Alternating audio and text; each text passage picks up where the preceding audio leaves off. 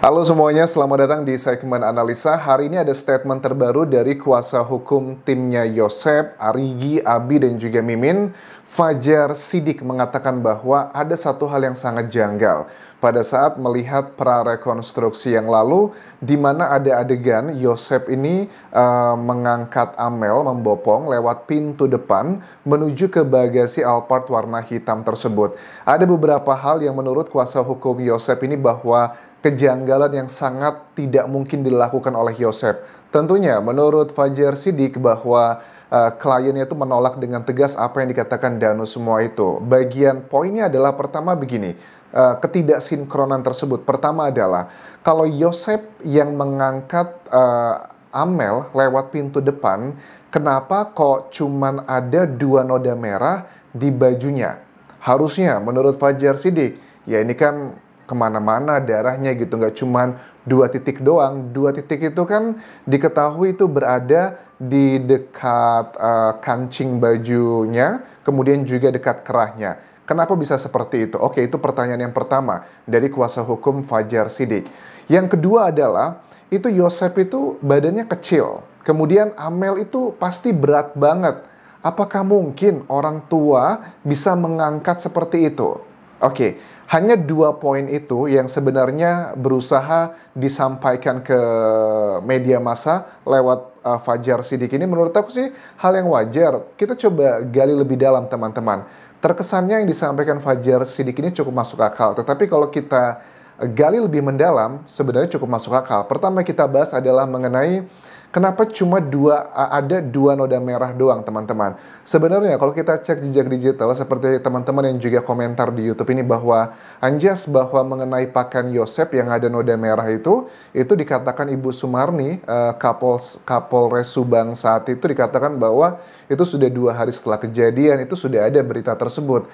Iya, tapi kita harus pastikan, teman-teman, karena dalam 2 tahun terakhir ini kita itu mendapatkan info mengenai pakaian tersebut masih simpang siur. Karena apa? Ada beberapa pakaian yang disita itu bukan cuman pakaian yang dipakai oleh Yosep, tetapi juga adalah pakaian yang ada di lokasi TKP. Misalnya adalah, itu kan tempat tinggalnya Yosep kan ya, ada bajunya Yosep di kamarnya Bu Tuti, kamarnya Amel, atau di ruang tamu, itu juga banyak terkena noda merah. Tetapi kan yang menjadi perdebatan, apakah ini di jaketnya Pak Yosep, apakah di baju dalamnya, apakah di celananya, atau bahkan di lain-lainnya.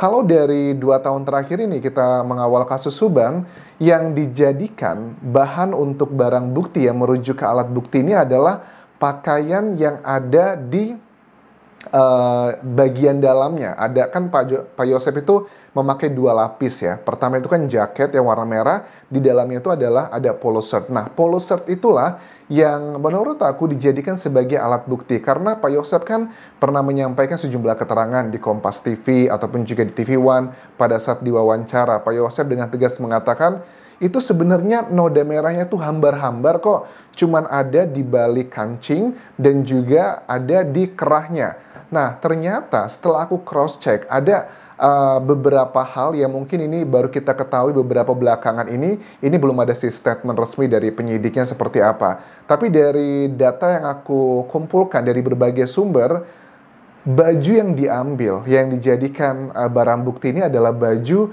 yang sudah dicuci. Ini sudah lebih dari sebulan. Nah, ini juga aneh kan? Ini juga aneh nih. Ini yang merujuk kepada obstruction of justice. Kenapa nih? Kita pengen tanya sama penyidik saat itu. Bagaimana mungkin bajunya Yosep yang dipakai di hari kejadian, dugaannya nih, baru diambil, dijadikan barang bukti setelah lebih dari sebulan. Itu ada apa?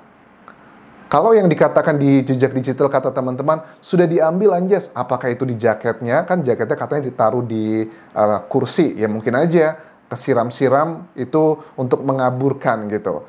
Ya, jadi kalau memang dari Fajar Sidik mempertanyakan kok bisa gitu, ya itu karena kenapa cuma ada 2 noda merah. Harusnya kalau dia membopong kan darahnya kemana-mana begitu. Mungkin aja itu adalah di jaket, atau mungkin ada pelindung sudah pakai Yosep. Tetapi yang harus kalian tahu, ini bajunya sudah dicuci. Tetapi tersisa adalah di 2 titik tadi itu. Dan itu ternyata 2 noda merah miliknya Ibu Tuti dan juga Amel. Itu adalah penjelasannya untuk Fajar Siddiq dan juga tim kuasa hukumnya. Jadi kesannya kan kita, masyarakat kan banyak yang berpikir, iya ya kok bisa ya kalau dia yang membopong, kenapa cuman 2 titik doang? Kan ada penjelasannya. Kan ada teman-teman juga waktu awal-awal keterangan dari Direskrimum bahwa Yosep sudah ditetapkan sebagai tersangka. Alat bukti yang pertama adalah keterangan Danu, yang kedua adalah 2 noda merah tersebut. Terus banyak kan netizen-netizen itu yang berkomentar di YouTube ini bahwa wah hebat banget ya, masa Yosep pakai baju hari itu, besoknya lagi dia nggak dicuci langsung diambil sama penyidik. Nggak seperti itu ceritanya. Dan kalau aku tangkap dari semua cerita ini, kemungkinan besar memang bajunya Yosep itu tidak disita di hari kejadian, itu nggak disita. Disitanya mungkin sebulan kemudian baru disita, dan untungnya masih ada 2 noda merah tersebut. Kalau seandainya itu nggak dapet gitu ya, susah sekali ya untuk mencari alasan. Karena kan seperti aku bilang, tipikalnya tuh dulu waktu belum ada penetapan tersangka, gara-gara 2 noda merah ini, kecurigaan kita sebagian masyarakat adalah Yosep ini sepertinya bukan pelaku utama, tetapi dia adalah paling tidak orang yang mengetahui atau orang yang membantu, karena dari jenis tipikal 2 titik noda merah tersebut miliknya Ibu Tuti dan juga Amel. Itu tipikal kayak dari senjatanya langsung. Bukan tipikal dia yang menghabisi secara langsung. Tetapi kan kita belum ngerti, ternyata itu kan adalah bagian di mana sudah dicuci. Kalau nggak dicuci, aku yakin jauh lebih banyak. Begitupun juga di motornya. Apakah motornya Yosep sudah dilakukan pemeriksaan oleh penyidik saat itu? Aku sih nggak yakin ya, karena di masa-masa kegelapan saat itu, dari oknum perwira pun, sampai Banpol pun juga masuk ke lokasi TKP tanpa ada pengawasan penyidik. Aku yakin kalau bajunya Yosep aja nggak disita di hari kejadian, hari itu, apa kabar juga dengan motor? Apalagi motor kan sangat gampang sekali, tinggal dicuci dan sebagainya. Harusnya kemungkinan besar ada di situ. Itu adalah bagian yang pertama dari kuasa hukumnya Yosep berusaha menyerang keterangan Danu. Well, tentunya nanti di persidangan pasti akan sengit sekali. Yang kedua adalah mengenai posisi Yosep ya, bahwa dia itu badannya kecil, sudah tua, tapi kok kuat mengangkat Amel, apakah bisa atau enggak? Well, please correct me if I'm wrong. Kalau aku lihat secara sekilas, fisik Amel tuh termasuk badannya kecil ya.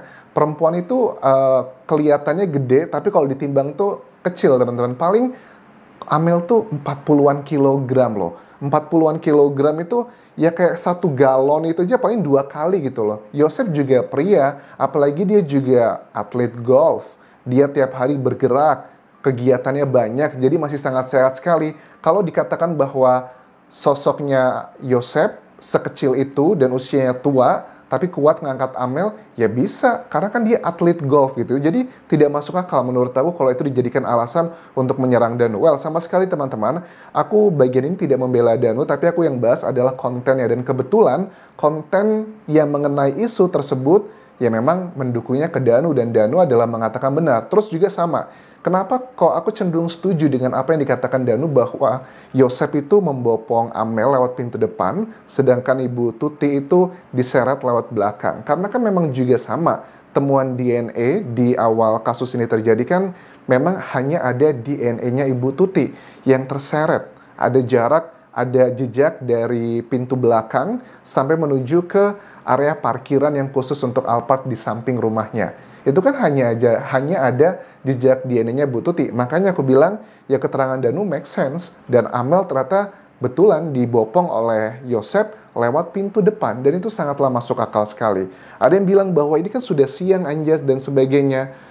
Kan daerah tersebut bukan daerah padat teman-teman. Daerah tersebut kan masih PPKM saat itu. Kemudian juga perkebunannya sangat luas sekali. Jaraknya juga jauh. Bahkan CCTV yang berada di depan lokasi TKP yang itu adalah milik sebuah SMA, mereka sudah tahu itu mati gitu kan ya. Makanya kan waktu mengecek CCTV, ternyata CCTV di lokasi depan TKP itu adalah nggak berfungsi dengan baik. Nah, terus Dikatakan juga bahwa posisi Yosef menurut Fajar Siddiq adalah ya seperti alibinya, bahwa dia berada di rumah Bu Mimin, tidur malam hari itu, dia pulang dari rumah Bu Tuti itu tanggal 17 Agustus sekitar jam 9-an malam. Ada juga saksi yang dibawa-bawa di sini adalah siapa itu, ibu-ibu yang tukang surabi ya. Aku sudah lihat wawancaranya ibu-ibu tukang surabi, kelihatan banget Ibu, I'm so sorry ya, ibu ini kelihatan dia sangat tertekan sekali. Dia tanggal aja lupa, kemudian jamnya aja lupa, bukanya aja jam berapa dia lupa. Kan aku lihat dengan beberapa YouTuber yang sudah mewawancarai ibu penjual surabi ini. Ibu kalau bukaan surabi jam berapa jualannya? Aduh lupa ya. Terus juga kelihatan banget ketakutan, ngerasa nggak enak gitu loh. Jadi mungkin kalau di daerah rasa enggannya satu sama lainnya itu sangat tinggi sekali. Ibu itu ditanya tanggal berapa, hari apa, pokoknya dia bilang saya nggak tahu harinya, tanggal berapa. Emang nggak reliable sih. Jadi kan bisa aja Yosef memang betul pulang ke rumahnya pagi hari itu, karena juga jaraknya juga cukup masuk akal sih kan. Jarak rumah TKP dan juga rumah Bu Mimin itu kan paling maksimal juga cuma 15 atau 20 menit naik motor. Konteksnya saat itu sedang PPKM, jadi nggak banyak aktivitas teman-teman. Plus juga 17-an Agustus, ya kan? Jadi kalau untuk yang dijadikan alasan adalah ada tukang surabi, saksi tersebut, aku sih tidak yakin ini adalah reliable. Aku sudah lihat keterangannya Ibu Surabi itu, ibunya ketakutan banget pada saat ngomong. Dan bahkan bahasa Indonesia aja pun tidak lancar ya. Tidak bermaksud underestimate, tetapi kita pahami karena mungkin ya memang beliau tidak ingat, jamnya juga nggak tahu, harinya hari apa. Jadi nggak bisa dipastikan, karena kan di bagian-bagian ini kan dibutuhkan spesifik ya, jamnya jam berapa gitu. Terus juga katanya ada saksi yang lain juga ya, saksi tersebut adalah Mimin dan juga Abi ya, yang juga berada di lokasi rumahnya Bu Mimin. Ya mereka pasti akan bersekongkol lah ya untuk mendukung keterangan dari Yosef. Karena kan di tahapan sekarang ini proses dari tersangka menuju terdakwa ini mereka udah nggak punya pilihan lagi. Mereka harus melawan teman-teman. Ini nggak main-main loh hukumannya. Hukumannya itu adalah hukuman mati atau seumur hidup. Ini pasalnya adalah pasal 340 pembunuhan berencana. Oke, itulah yang bisa aku update dulu mengenai keterangan terbaru dari kuasa hukum tim Yosef. Kalau kalian punya opini yang lain, kalian juga bisa tinggalkan di kolom komentar video ini. Terakhir, tinggalkan like dan juga komen, subscribe channel YouTube ini, follow Instagram, Facebook, dan juga akun TikTokku di Anjas Osmara. Sampai jumpa.